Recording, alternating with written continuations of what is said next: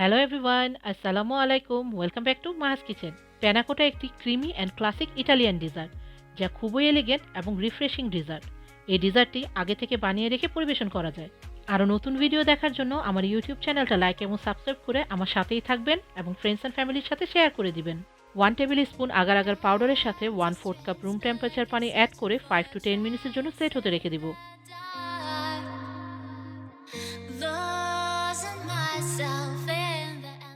একটি প্যানে নিয়ে নিচ্ছি 2 cup room temperature full fat milk, half cup sugar. Panna cotta হালকা মিষ্টি হয়ে থাকে, তবে আপনারা স্বাদ মতো সুগারটা অ্যাড করে নিতে পারেন।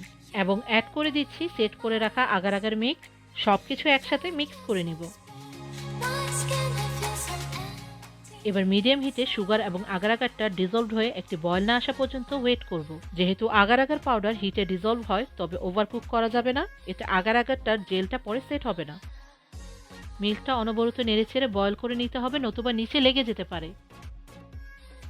সুগার এবং আগার আগারটা মেল্ট হয়ে গিয়েছে এবং বয়েলও এসে পড়েছে। এবার চুলাটা বন্ধ করে 3 to 5 মিনিটের মতো ঠান্ডা করে নিব। মিল্ক মিক্সের সাথে অ্যাড করে দিচ্ছি 1 cup cream, 1 teaspoon vanilla essence. Cream এবং ভ্যানিলা মিল্কের সাথে মিক্স করে নিব। এবার মিল্ক মিক্সটা একটি সার্ভিং জারে ঢেলে নিয়ে রামাকিন এবং সার্ভিং গ্লাসে ঢেলে নিচ্ছি।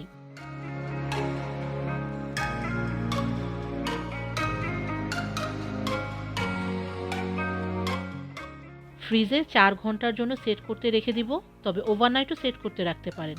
400 গ্রাম স্ট্রবেরিজ ওয়াশ করে নিয়েছি। উপরের সবুজ স্টকটা ফেলে দিয়ে কোয়ার্টার করে কেটে নিচ্ছি।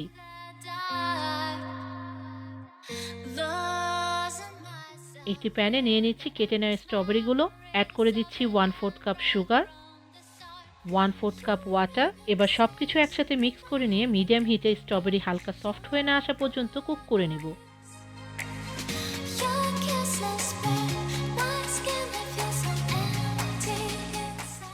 স্ট্রবেরি কুক হয়ে হালকা থিক হয়ে এসেছে। এবার অ্যাড করে দিচ্ছি half teaspoon lemon juice. Lemon জুসটা স্ট্রবেরির সাথে মিক্স করে নিব। লেমন জুস অ্যাড করলে সুগারটা ক্রিস্টালাইজড হয় না। এবার হিটটা বন্ধ করে ঠান্ডা করে নিব। একটি বোলে স্ট্রবেরি কম্পোটটা নিয়ে ফ্রিজে ঠান্ডা হতে রেখে দিব। প্যানাকোটা সেট হয়ে গিয়েছে। স্ট্রবেরি কম্পোটটা প্যানাকোটার উপরে দিয়ে পরিবেশন করে দিব।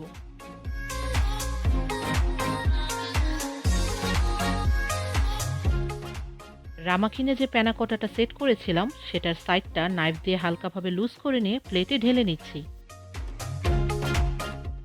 এবার স্ট্রবেরি কম্পোটটা প্যানাকোটার উপরে দিয়ে পরিবেশন করে দিব। স্ট্রবেরি কম্পোট উপরে দিয়ে প্লেট এবং গ্লাসে দুইভাবে প্যানাকোটাটি পরিবেশন করে দিচ্ছি। আপনারা যে কোনো ফ্রুট সস বা fresh food like berries, cherries, apricot দিয়ে পরিবেশন করতে পারেন। আশা করি ভালো লেগেছে। ভালো থাকবেন সবাই। আল্লাহ হাফেজ। Thanks for watching my video. আশা করি আপনাদের ভালো লেগেছে। যদি ভালো লেগে থাকে লাইক করুন এবং সাবস্ক্রাইব করে আমার সাথেই থাকুন। বেল বাটনে ক্লিক করে নতুন আপডেটের অপেক্ষা করুন। থ্যাংক ইউ সবাইকে।